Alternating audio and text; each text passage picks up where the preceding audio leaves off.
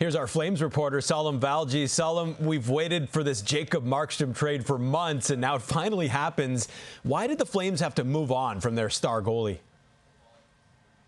There are a few reasons, Glenn. First of all, they've got 23-year-old Dustin Wolf waiting in the wings for his opportunity to prove that as a late-round pick, he can become an established NHL player. And the reality, Glenn, is that Jacob Markstrom is 34 years old. He's making $6 million. And that doesn't really fit with where the Calgary Flames are at competitive-wise. You can call it a rebuild, a retool, a reset, whatever you want to use. But the truth is a $6 million goalie doesn't really fit that mold. And the Flames do want to get younger. And in this trade, Glenn, they get draft capital, they get younger, they open a roster spot, and maybe more intriguingly, they open sort of a new voice in the leadership of the Calgary Flames. This is a big trade because Markstrom was such a critical piece on and off the ice.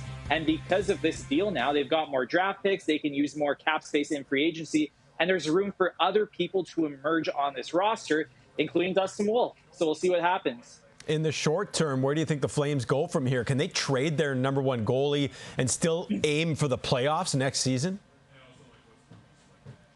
I think we're about to find out, Glenn, and it's fascinating because they've got $23 million of cap space.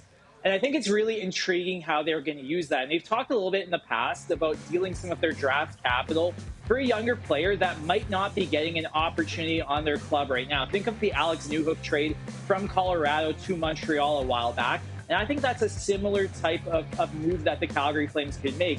And they might even be able to weaponize that $23 million in cap space, perhaps getting further draft picks from teams looking to offload bad contracts. So the Flames, they don't want to go into the full tank mode, and they've got a decent enough roster.